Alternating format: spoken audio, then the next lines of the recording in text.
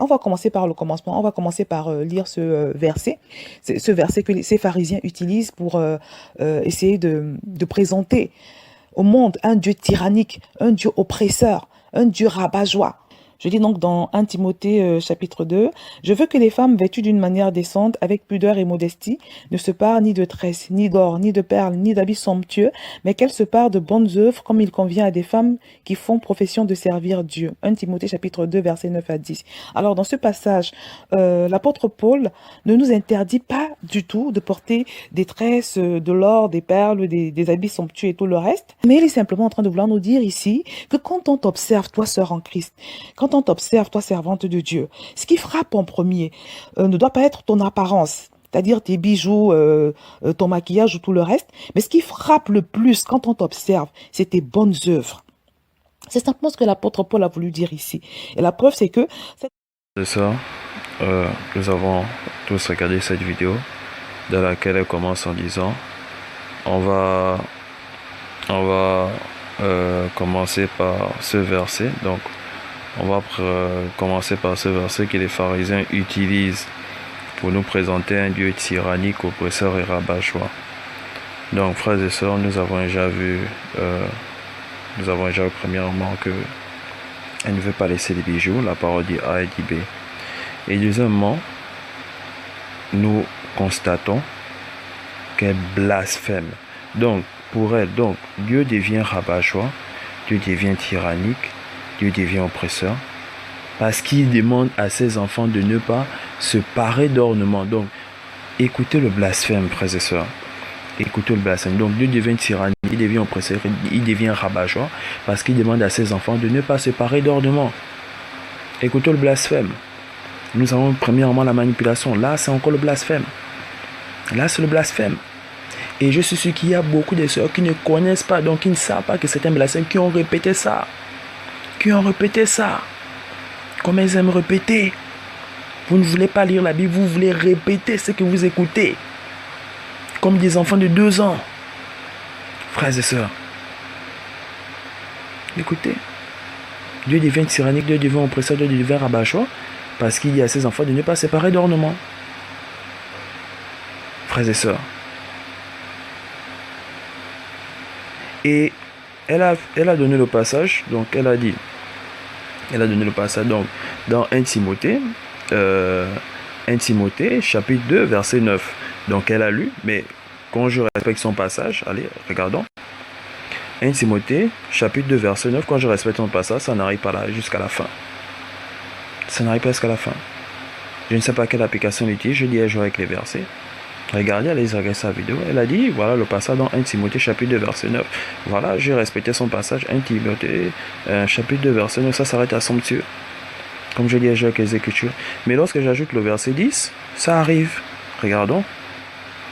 1 Timothée chapitre 2 verset 9 à 10, voilà, ça arrive. Qui ont fait profession de servir Dieu. Allez regarder la vidéo. Donc lisons. Elle a récité, nous lisons. Je vois aussi que les femmes, vêtues d'une manière décente, avec pudeur et modestie, ne se parent ni de tresses, ni d'or, ni de perles, ni d'habits somptueux, mais qu'elles se parent de bonnes œuvres, comme il convient à des femmes qui ont fait profession de servir Dieu. Voilà.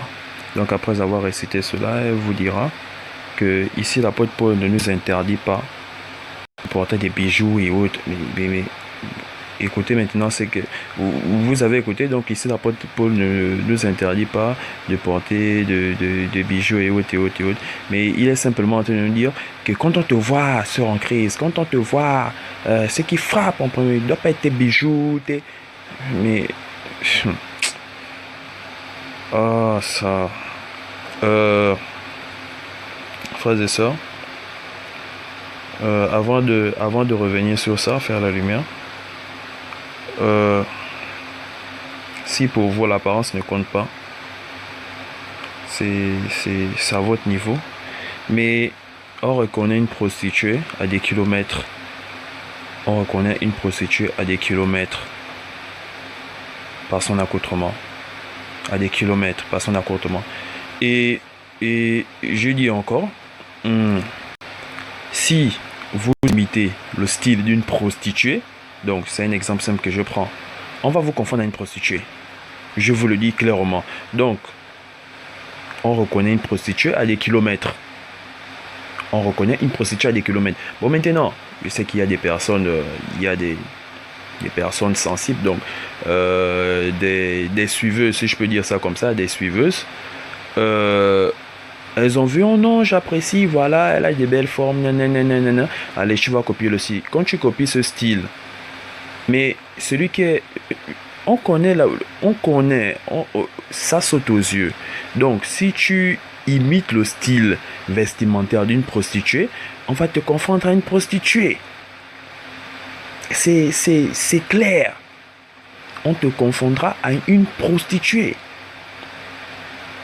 C'est assez clair. On reconnaît une prostituée à des kilomètres par son accoutrement. Donc, si toi, tu n'es pas une prostituée, mais tu es même t'habiller comme une prostituée, on va te confondre à une prostituée. C'est assez clair. Je prends encore un autre exemple, les musulmanes. Donc, de la majorité des écoles supérieures que j'ai fréquentées, les musulmanes ont toujours des longues jupes. Donc, on a la possibilité, quand vous êtes dans les écoles, vous avez la possibilité voilà, on a un tailleur qui vient au début de l'année, voilà, la tenue, voilà, en slim, vous pouvez mettre ça sur mesure. Donc, j'ai remarqué dans la majorité des écoles que j'ai fréquentées que il y a deux types. Donc, il y a des chrétiennes, il y a des musulmanes. On reconnaît facilement les musulmanes, toujours avec de longues jupes, mais elles sont toujours voilées. Si elles n'ont pas leur voile qui couvre jusqu'au cou, elles ont des foulards. Ça, on sait que non, celle-là, c'est une musulmane. Les chrétiennes, c'est des longues jupes. Des longues jupes. Donc, il y a d'autres qui gardent des boucles d'oreilles. C'est eux. Mais des longues jupes. Donc, vous voyez que la descente est là à des kilomètres. Je dis bien à des kilomètres. Lorsqu'elles entrent au portail, lorsqu'elles entrent en classe, c'est automatiquement, elle est chrétienne. Ça saute aux yeux. Bon, maintenant, il y a encore un autre cas. Il y a des chrétiennes qui ont des jupes courtes, maquillées, taguées, donc c'est-à-dire que tatouées, toute la mondanité complètement en elle. Quand elle vous dit qu'elle est chrétienne, viens prier dans mon église. Bon, moi je peux pas, hein, c'est impossible. C'est impossible. C'est impossible. Tu dois refléter Christ. Tu dois refléter Christ dans tout ce que tu fais. Tu dois refléter Christ. Pire même encore dans ton accoutrement. Je ne peux pas croire à une soi-disant chrétienne qui vient. Donc, je vous dis, dans les écoles supérieures, voilà, mini-jupe sautée, talons, vernis, grosse boucle d'oreille. Donc, c'est même pas une boucle d'oreille, c'est au moins 4 sur l'oreille. Donc, on va dire 8. Donc, tes deux oreilles. Voilà, piercing, boucle d'oreille au nez, piercing sur la langue et autres, phare, cils, toute la mondanité. Donc, quand tu me dis, à moi, bon, d'autres, il y a beaucoup d'églises mondaines. Quand tu me dis à moi que tu es chrétienne, je ne crois pas. Je ne crois pas. Et je prends encore un autre exemple. Il y a des musulmanes aussi. J'ai vu des musulmanes. Mini-jupe. Je dis bien mini-jupe. Tête non voilée. Oh non, je suis musulmane. Hein? Tu es quoi? Je suis musulmane. Mais ça, je peux pas croire parce que je sais que les musulmanes ont toujours la tête couverte et elles couvrent elles ont des longues jupes. Elles ont des longues jupes qui couvrent les jambes, qui couvrent leurs jambes, Donc, vous voyez que automatiquement, sans lire le Coran, je sais automatiquement que celle-là, c'est musulmane, elle est couverte. Automatiquement, quand je regarde, bon, celle-là n'est pas musulmane, n'est pas voilée, mais elle a une longue jupe, elle est chrétienne. Chrétienne d'un type, voilà, d'un mouvement assez strict. Ça saute aux yeux. Et je vous dis, vous êtes dans vous sortez fraîchement du lycée, bon, ceux qui sortent, voilà. Donc vous avez envie de porter la veste et tout. D'autres, voilà, d'autres slim, d'autres mettent sur mesure. Des filles, voilà, beaucoup serrent leur jupe, d'autres diminuent la dimension pour exposer leurs cuisses. Bon, Quand vous avez une mini-jupe, je vous dis, on reconnaît une prostituée à des kilomètres. Bon, maintenant, si vous n'êtes pas une prostituée et que vous copiez le style d'une prostituée, on va vous confondre à une prostituée. Arrêtons, ne blaguons pas. Ne blaguons pas avec ça. Beaucoup aiment utiliser l'expression « l'habit ne fait pas le moine ». Vous savez pourquoi on a utilisé cette expression? C'est que le moine, sans son vêtement de moine, si l'autre ses vêtements de moine, il va toujours essayer, il va toujours chercher des vêtements qui couvrent sa nudité, qui couvrent assez sa nudité. Et c'est l'intérieur comme de l'extérieur. Si l'autre son vêtement de moine, donc si l'autre, voilà, l'uniforme de moine, il va forcément chercher des vêtements qui le couvrent.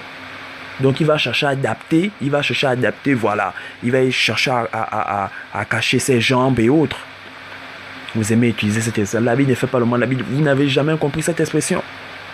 Donc, je ferme la parenthèse, frère et sœurs. Nous allons revenir sur ça. Nous allons faire la lumière.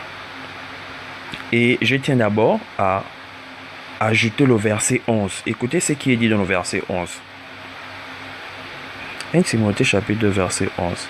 Que la femme écoute l'instruction en silence, avec une entière soumission,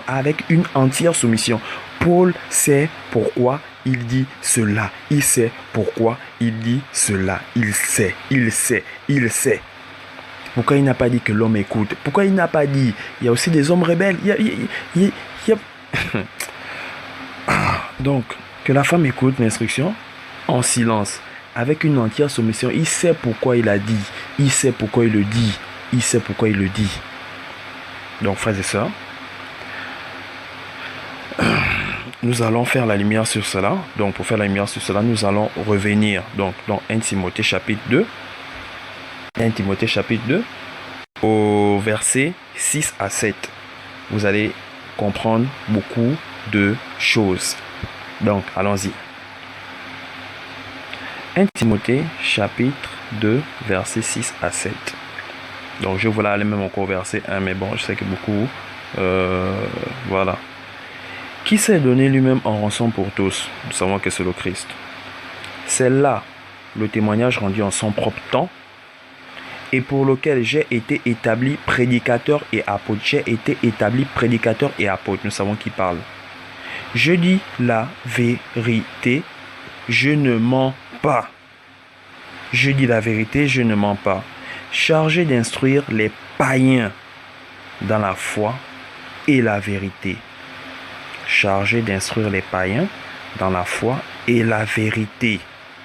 Donc, c'est assez clair. Continuons. Au verset 8. Donc, nous avons vu qu'il dit la vérité, il est chargé d'instruire les païens. Il est chargé d'instruire les païens dans la foi et la vérité. Donc, au verset 8, il commence avec les hommes.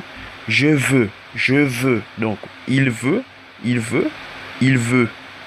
Je veux donc que les hommes prient en tout lieu, en élevant des mains pures, sans colère, ni mauvaise pensée.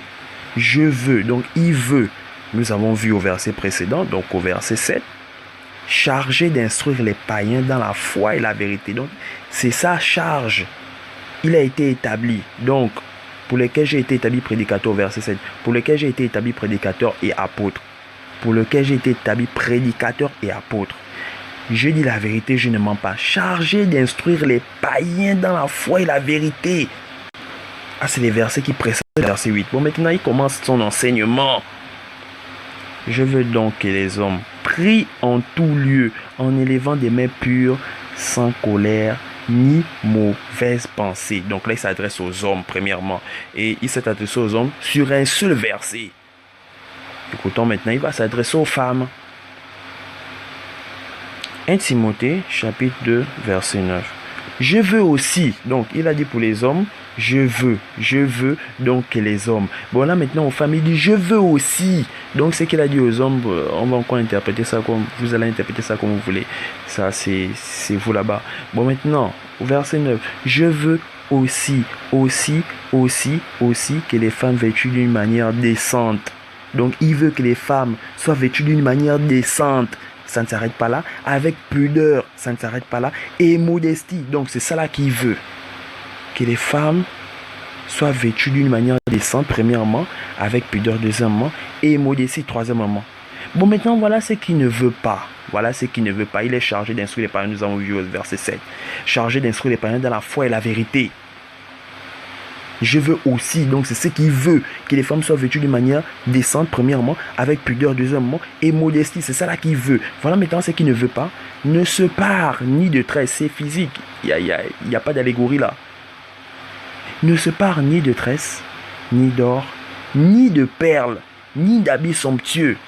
Les habits somptueux sont des habits de luxe. Écoutons. Chargé d'instruire les païens de la foi et la vérité. C'est Paul, il a parlé aux hommes au verset 8. Pour les hommes, ça s'arrête juste à un verset, hein, au verset 8. Pour les femmes, regardons. Je veux aussi que les femmes, vêtues d'une manière décente, donc c'est ce qu'il veut aussi. Je veux aussi que les femmes vêtues d'une manière décente, avec pudeur et modestie, ne se parent ni de tresses, ni d'or, ni de perles, ni d'habits somptueux. Et quand on dit ni des tresses là, voilà, c'est sans extension. Si à cette époque-là, les femmes mettaient les extensions, ils devaient le dire. Mais à cette époque-là, c'était avec leurs cheveux naturels. Vous, c'est même encore pire. C'est avec les extensions. Donc, continuons, nous avons fait la lumière sur cela. Verset 10. Mais. Donc, mais. Écoutez, ça commence avec mais. Donc il a dit je veux d'abord au verset au verset 9, je veux aussi que les femmes vêtues d'une manière décente, avec pudeur et modestie. Donc c'est ça là qu'il veut. Donc là c'est ça là maintenant qu'il ne veut pas. Ne se pare ni de tresses, ni d'or, ni de perles, ni d'habits somptueux. Mais au verset 10, mais qu'elle se pare de bonnes œuvres comme il convient à des femmes qui ont fait profession de servir Dieu. Donc il a dit qu'il ne voulait pas qu'elle se pare des choses physiques, visibles. Il ne veut pas qu'elle se parle de ces choses-là visibles, mais qu'elle se parle des choses invisibles. Donc, mais qu'elle se parle des bonnes œuvres, comme il convient à des femmes qui ont fait profession de servir Dieu. Donc là, on est dans une autre forme. Il ne veut pas que la femme mette des tresses et autres. Bon, maintenant, il vous dit ce qu'il veut réellement. Il ne veut pas que les femmes se parlent de ça. Il vous dit maintenant ce qu'il veut réellement voir avec des femmes chrétiennes. C'est les œuvres. C'est des œuvres. Et quelles sont les œuvres? Les femmes qui ont fait profession de servir Dieu. Elles agissaient comment? Elles passaient tout leur temps à se maquiller, à mettre des extensions. Non. Bon, elle a pris ce passage, et après elle vous dira, non, voilà, l'apôtre Paul n'a pas voulu dire ça. Frères et sœurs, c'est là. Et continuons au verset 11. Que la femme écoute l'instruction en silence. Donc, nous savons qu'au verset 7, il a dit, chargé d'instruire les païens de la foi et la vérité. Il s'est adressé aux hommes en un seul verset, mais la femme, regardez, aux hommes c'est en un seul verset, la femme c'est en trois. Que la femme écoute l'instruction, il est tenté d'instruire. Que la femme écoute l'instruction en silence, avec une entière soumission. C'est Paul qui parle. Pourquoi il n'a pas dit ça à l'homme? Pourquoi il ne l'a pas dit ça à l'homme? Pourquoi il dit seulement ça aux femmes? Parce qu'il connaît, il a vu la tendance. Lui-même il a vu, il sait pourquoi il le dit. Il le sait. Pourquoi il a commencé en disant chargé d'instruire les païens? Je dis la vérité, je ne mens pas. Pourquoi il a insisté sur ça? Au verset 7, il faut toujours lire tous les passages. Je dis la vérité, je ne mens pas, chargé d'instruire les païens dans la foi et la vérité. Vous lisez Paul, après vous venez dire autre chose. Donc voilà, au verset 11, que la femme écoute l'instruction en silence avec une entière soumission. Bon, maintenant, après avoir... Bon, elle n'est pas arrivée au verset 11. Je vous ai mis au verset 11 pour vous faire comprendre aussi autre chose. Donc le verset 12 est même encore pire. Il y a d'autres choses là-bas, il y a d'autres vérités. Donc il a déchargé d'instruire les païens de la foi et la vérité. Donc, quand il a dit, donc, parce que pour elle, Sûrement, elle a dit non, voilà, mais qu'elle sépare des bonnes œuvres. Donc, elle n'a pas pu comprendre ça. Donc, frères et sœurs, lorsque la parole nous parle de l'armure l'armure du chrétien, est-ce qu'on nous demande ici de mettre des boucliers et autres, frères et sœurs? Quand la parole nous parle de l'armure du chrétien, est-ce qu'on nous parle de marcher avec un bouclier et autres? Je vous demande. Je vous demande, lorsqu'on nous parle de l'armure du chrétien, frères et sœurs. Donc c'est ça qu'on a fait, c'est juste pour illustrer l'armure du chrétien. Est-ce qu'on demande aux gens de se balader avec des boucliers? C'est la question que je vous pose. Donc, faut demeurer. Je dis, le Christ a dit, demeurer dans la parole. Demeurer dans la parole. Quand on demeure dans la parole, on est difficilement manipulable. Difficilement